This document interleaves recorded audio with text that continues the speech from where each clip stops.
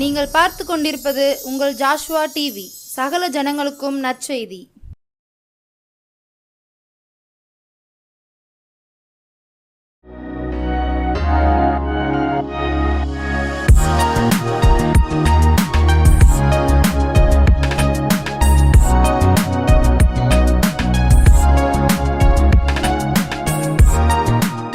ஆண்டவரும் இரட்சகருமாகிய இயேசு கிறிஸ்துவின் நாமத்தினாலே ஜாஸ்வா டிவி நேயர்கள் அனைவருக்கும் அன்பின் சமாதான வாழ்த்துக்களை தெரிவித்துக் கொள்கிறேன். இந்த நாளிலும் மற்றும் ஒரு நற்செய்தி நேர நிகழ்ச்சியில் உங்களை சந்திக்கும்படியாக கர்த்தர் கொடுத்த பெரிதான கிருபைகளுக்காக ஆண்டவருக்கு நன்றி செலுத்துகிறேன். கர்த்தர் ஒவ்வொருவரோடும் பேசுவாராக. ஆண்டவர் என்று என்ன சொல்வார் என்று ஆசையாய் வாஞ்சையாய் விருப்பத்தோடு இருக்கிற உங்கள் வாழ்க்கையில் நீங்கள் வேண்டிக் கொள்வதற்கும் நினைப்பதற்கும் அதிகமாய் கிரியை செய்யும்படி கர்த்தர் தாமே இந்த நேரத்தில் உங்கள் இல்லங்களில் உங்களை தேடி, நீங்கள் எங்கே இருந்தாலும் உங்களை தேடி இயேசு கடந்து வந்திருக்கிறார். அப்படியே இயேசு உங்களோடு பேசும்படியாக அவர் நம்மிடத்தில் வந்து நம்மளுக்கு என்னென்ன தேவையோ ஒவ்வொரு தேவையையும் அவர் சந்திக்கும்படியாக அப்படி ஒரு நிமிஷம் ஆண்டவர் நம்மோடு பேசும்படியாக நாம் ஜெபிப்போமா? அப்பா பிதாவே, உம்மை துதிக்கிறோம் ஆண்டவரே, சோத்தரிக்கிறோம் அப்பா தகப்பனே. ஆண்டவரே, இந்த வேளையிலும் ஆண்டவரே உங்கள் பிள்ளைகள் அநேக எதிர்பார்ப்புகளோடு, தேவைகளோடு, கேள்விக்குறிகளோடு, கலக்கங்களோடு எங்களுடைய காரியங்கள் என்ன என்ன என்று ஆண்டவரே எதிர்பார்ப்போடு ஆண்டவரே இந்த நிகழ்ச்சியை பார்த்து கொண்டிருக்கிறார்கள். ஆவியானவர் தாமே ஒவ்வொருவருக்கும் தேவை இன்னதென்று நீர் அறிந்திருக்கிறீர், கடந்து வருவீராக அப்பா. நம்முடைய வார்த்தைகள் ஒவ்வொன்றும் இங்கிருந்து செல்லுகிற வேளையிலே அந்த ஒவ்வொரு வார்த்தையும் கோடி மடங்கு ஆசீர்வாதத்தை உங்கள் பிள்ளைகள் வாழ்க்கையில் தரட்டும் ஆண்டவரை. சுகம் உண்டாகட்டும், ஐஸ்வர்யம் உண்டாகட்டும் ஆண்டவர், அடிமைத்தனம் வெல்லகட்டும், ரட்சிப்பு உண்டாகட்டும். நம்முடைய வார்த்தை ஆண்டவரை பெரிய காரியங்களை ஒவ்வொருவர் வாழ்க்கையில் நட்டப்பிக்கட்டும். பெரியவர் பெரிய காரியங்களை செய்யும். இந்த ஆண்டவரே நீரே பேசும் ஆண்டவரே, நாங்கள் கேட்கட்டும். இயேசுவின் மூலம் ஜெபிக்கிறோம் நல்ல பிதாவே, ஆமீன் ஆமீன். இந்த நாளிலும் கர்த்தர் உங்களோடு பகிர்ந்து கொள்ளும்படியாக கொடுத்த ஒரு தலைப்பு ஆசீர்வதிப்பேன். ஆசீர்வதிப்பேன் என்ற ஒரு வார்த்தையே ஆண்டவராக இயேசு கிறிஸ்து உங்களுக்காக கொடுத்து அனுப்பியிருக்கிறார். ஆசீர்வாதம் என்றாலே நம்ம எல்லாருக்கும் மிகவும் மகிழ்ச்சி. அந்த வார்த்தையை கேட்டாலே ஒரு பரவசம், சந்தோஷம் வாழ்க்கையில் வருகிறது. இன்றைக்கு நாம் எதிர்பார்த்து உலகத்தில் ஓடுகிற காரியங்கள் எல்லாம் நான் ஆசீர்வாதமாக இருக்க வேண்டும், அதற்கு என்ன செய்ய வேண்டும், எப்படி முயற்சிகளை எடுக்க வேண்டும் என்று சொல்லி தான் நாம் என்ன செய்கிறோம், நம்முடைய வாழ்க்கையில் ஒவ்வொரு பகுதியிலும் நாம் அப்படியே கடத்தி கொண்டே வருகிறோம். படிக்கிறோம், வேலை பார்க்கிறோம், நன்றாக உழைக்கிறோம். அதை எப்படியெல்லாம் நாம் அதை இன்வெஸ்ட் பண்ண வேண்டும், அதை எப்படியெல்லாம் நாம் நம்முடைய வாழ்நாள்களில் செலவழிக்க வேண்டும் என்று சொல்லி பல்வேறு திட்டங்களை நாம் வகுத்து நாம் என்ன செய்கிறோம், செலவழிக்கிறோம். ஆனால் எப்படியாகிலும் நான் ஆசீர்வாதமாக இருக்க வேண்டும், ஆண்டவர் கரத்திலிருந்து ஆசீர்வாதத்தை பெற்றுக்கொள்ள வேண்டும் என்று சொல்லி பல்வேறு முயற்சிகளை நாம் என்ன செய்கிறோம், எடுக்கிறோம். இன்றைக்கு ஆண்டவர் கூட அப்படி தான் சொல்லுகிறார். ஆசீர்வாதத்தை தேடி எனக்கு எப்படி நன்மை கிடைக்கும், என்னுடைய தேவைகள் எப்படி சந்திக்கப்படும், எனக்கு யார் வீடு கட்டி கொடுப்பார், என் பிள்ளைகளுடைய வேலை, என் கணவருடைய வேலை, தொழில், இப்படி இதெல்லாவற்றிலும் கையிட்டு செய்யும் வேலைகள், ஆசீர்வாதம் எல்லாவற்றையும் எதிர்பார்த்து இருக்கிற உங்களை பார்த்து தான் ஆண்டவர் சொல்லுகிறார். என்னாகமம் 24:1 இஸ்ரவேலை ஆசீர்வதிப்பதே கர்த்தருக்கு பிரியம். ஆண்டவருக்கு எது பிரியமா? இயேசு கிறிஸ்துவுக்கு உங்களை ஆசீர்வதிப்பது தான் அவருக்கு பிரியம். பிரியமானவர்களே, அதனால் நீங்கள் எதை குறித்தும் கவலைப்படாதீர்கள். ஆசீர்வதிக்கிற தேவன் அவர் உங்களை ஆசீர்வதிக்கும்படியாக, உங்களுக்கு நன்மை செய்யும்படியாக உங்கள் வீடுகளில் நீங்கள் உங்களை தேடி கடந்து வந்திருக்கிறார். வானத்தை பூமியை படைத்த ஒரு பரலோக தேவன், சர்வ வல்லமை உடையவர், எல்லாவற்றையும் ஒரு வார்த்தையால் உண்டாக்கினவர், இல்லாதவைகளை இருக்கிறவைகள் போல் அழைக்கிற தேவன்.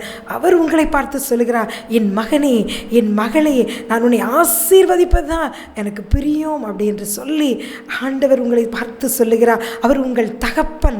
அவர் தகப்பனாய் நின்று இன்று உங்களை பார்த்து சொல்லுகிறார், என் மகளே, நீ கலங்குகிறாய், நீ தியங்குகிறாய், என்னுடைய காரியம் எப்படி, இதில் நான் எப்படி எழும்புவேன் என்று சொல்லி வேதனையோடு கலக்கத்தோடு நான் எப்படியாயிலும் நன்மை அடைய வேண்டும், என்னுடைய பிரச்சனைகளெல்லாம் தீர்க்க வேண்டும், அதுக்கு என்னை எப்படி ஆண்டவர் ஆசீர்வதிப்பார் என்று சொல்லி நீங்கள் கலக்கத்தோடு பார்த்து கொண்டிருக்கிறீர்கள். உங்களை பார்த்தான் ஆண்டவர் சொல்லுகிறார்.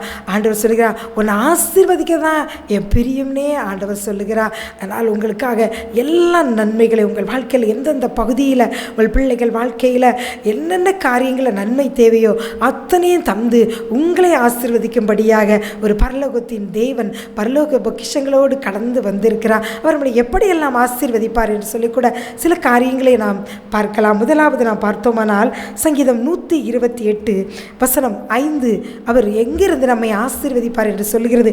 கர்த்தர் சீயோனிலிருந்து உன்னை ஆசீர்வதிப்பார். அவர் பரலோக சீயோன் பர்வதத்தில் இருந்து கர்த்தர் என்ன செய்வாரா? உங்களை ஆசீர்வதிப்பார்.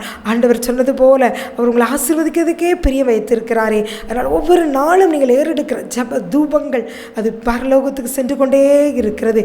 கர்த்தர் அங்கிருந்து உங்களை என்ன செய்வார்? அன்னைக்கு சொல்லுகிறார், அங்கிருந்து நிச்சயம் உன்னை ஆசீர்வதிப்பேன். என் கூப்பிடுதல் விண்ணப்பங்கள் எங்கே செல்கிறது? இயேசு ஒருவர் உண்டா? என் விண்ணப்பங்கள் கேட்கப்படுகிறதா என்று இருக்கிற உங்களை பார்த்தான் ஆண்டவர் சொல்லுகிறார், உன் விண்ணப்பங்கள் எல்லாம் என்னுடைய சந்நிதியில் என் செவியில் வந்து ஏறிற்று. நீ ஒத்தாசிவர் பர்வதங்களுக்கு நேராகி நோக்கி ஒவ்வொரு நாளும் நீ பல்வேறு காரியங்களுக்காக என்னை நோக்கி முறையிடுகிறாயே.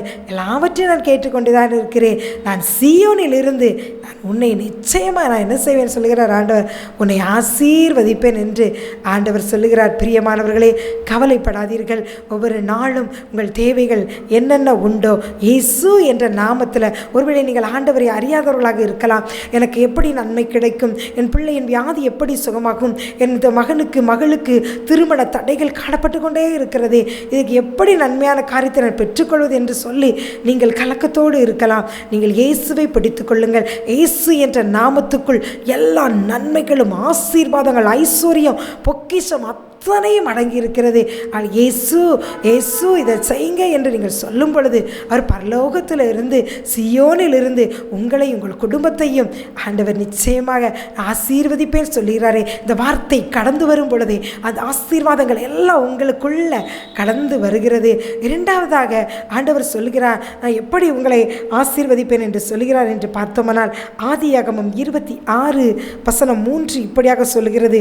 ஆதியாகமம் 26 வசனம் 3, நான் உன்னோட கூட இருந்து உன்னை ஆசீர்வதிப்பேன் என்று சொல்லுகிறார். ஆண்டவர் சொல்லுகிறார், அவங்க கூட இருந்து நான் உன்னை ஆசீர்வதிப்பேன் சொல்லுகிறார். வேதத்தில் இந்த காரியம் யாரை பார்த்து சொல்லப்பட்டுள்ளது என்று பார்த்தோமானால் ஈசாக்கை பார்த்து ஆண்டவர் சொல்லுகிறார். அங்கு ஒரு பஞ்சம் உண்டாகிறது. ஈசாக்கு எகிப்துக்கு போகலாம் என்று நினைக்கிற பொழுது அங்கு ஆண்டவர் சொல்லுகிறார், நீ இந்த தேசத்திலே குடியிரு, நான் கூட இருந்து நான் உன்னை என்ன செய்வேன்? ஆசீர்வதிப்பேன் என்று சொல்லுகிறார். பாருங்கள் பிரியமானவர்களே, ஆண்டவர் கொடுக்கிற வாக்குத்தத்தம் ஒரு பஞ்ச காலம். அவன் நினைக்கிறான், இந்த பஞ்ச காலம் இந்த தேசத்தில் இருந்தால் நம்ம அழிஞ்சு போயிடுவோம், அதனால் செழிப்பான இடமாகிய எல்லா வளங்களும் நிறைந்திருக்கிற எகிப்து போனால் நம்ம சந்தோஷமாக நம்முடைய காலங்களை கழிக்கலாம் என்று நினைக்கிற வேளையில் கர்த்தருடைய வார்த்தை அங்கே வருகிறது, இங்கே இரு, ஆனால் இந்த சூழ்நிலையில் நான் கூட இருந்து உன்னை ஆசீர்வதிப்பேன் என்று ஆண்டவர் ஈசாக்கை பார்த்து சொல்லுகிறார். ஈசாக்கு அப்படியே அந்த வார்த்தைக்கு என்ன செய்கிறார்?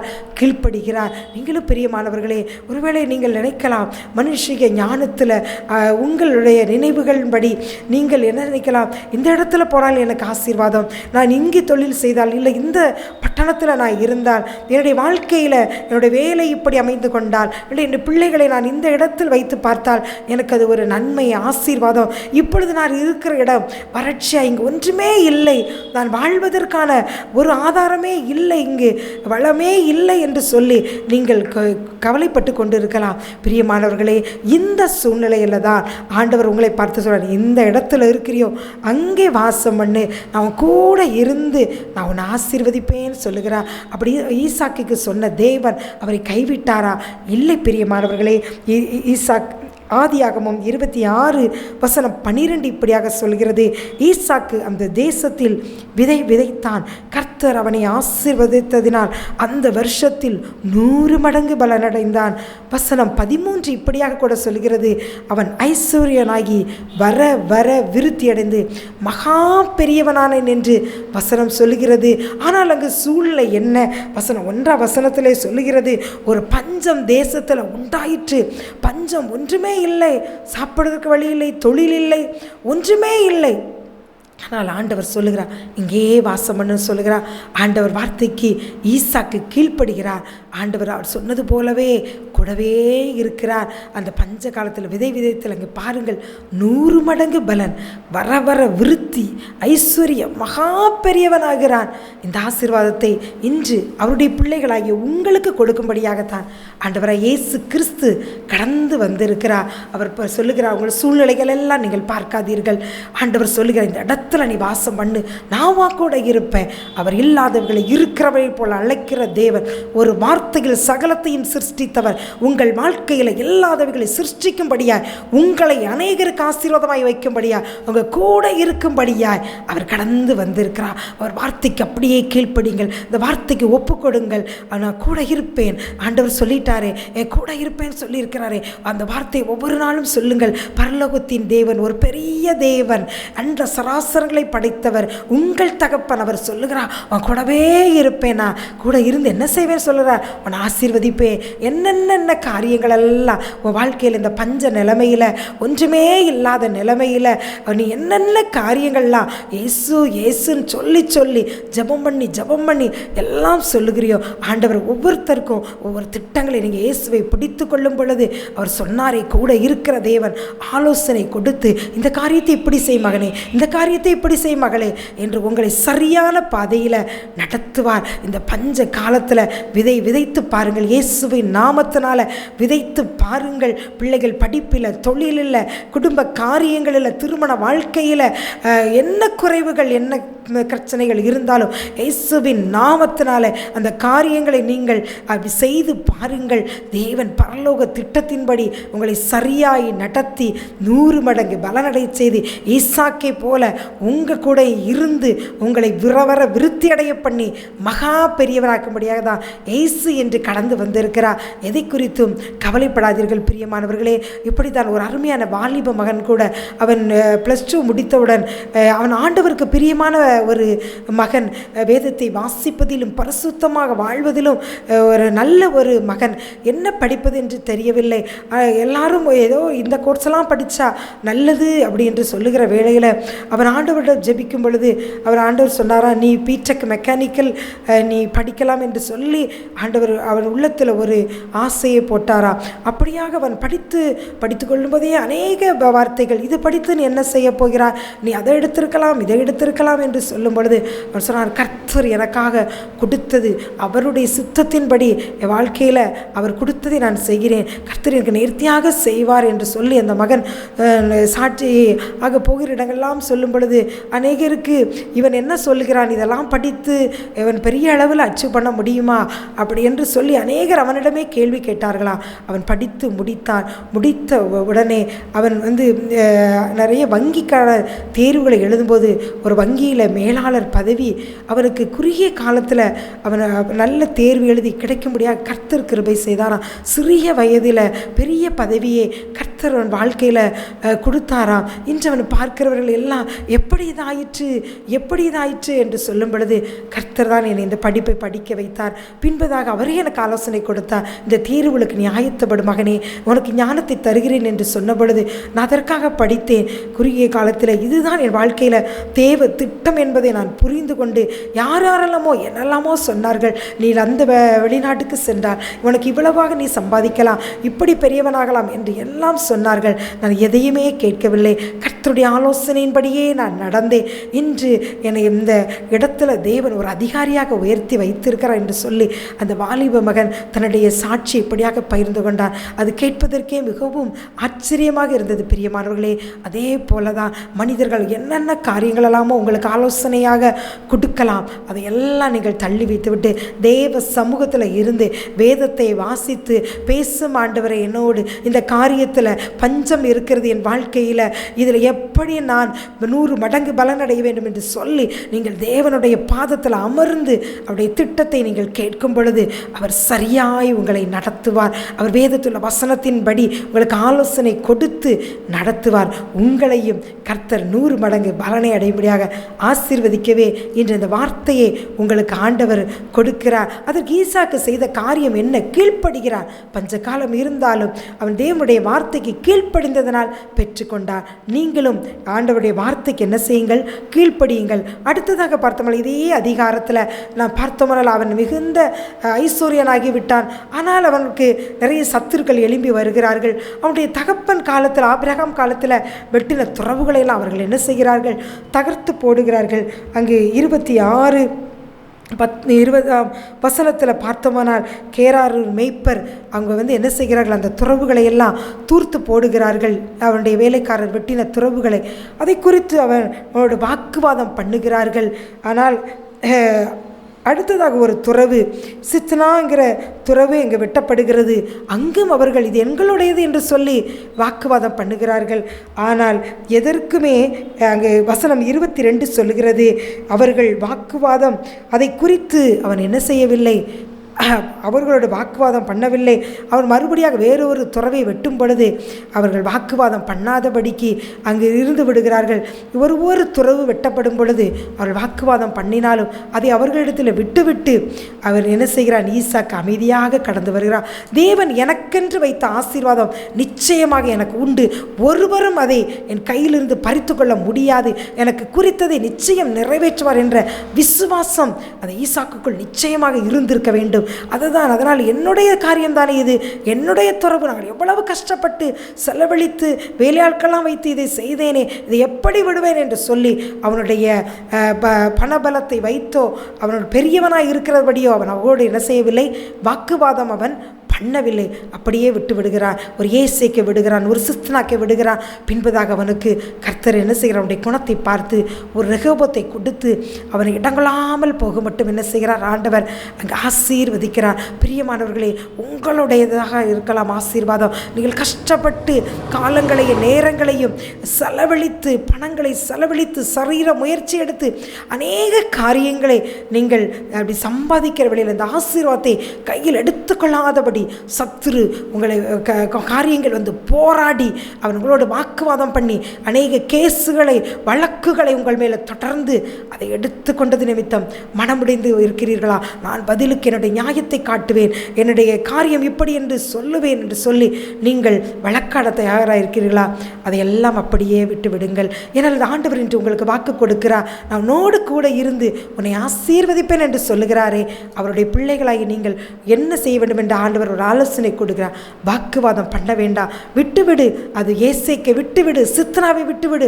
நான் உனக்கென்று ஒரு பெரிய ரகோபத்தை, ஒரு பெரிய ஆசீர்வாதத்தை நீ நினைக்கிறதுக்கு வேண்டுக்கு அதிகமாக நான் வைத்திருக்கிறேன். அதை சுதந்திரித்துக் கொள்வதற்காக இதையெல்லாம் விட்டுவிடு.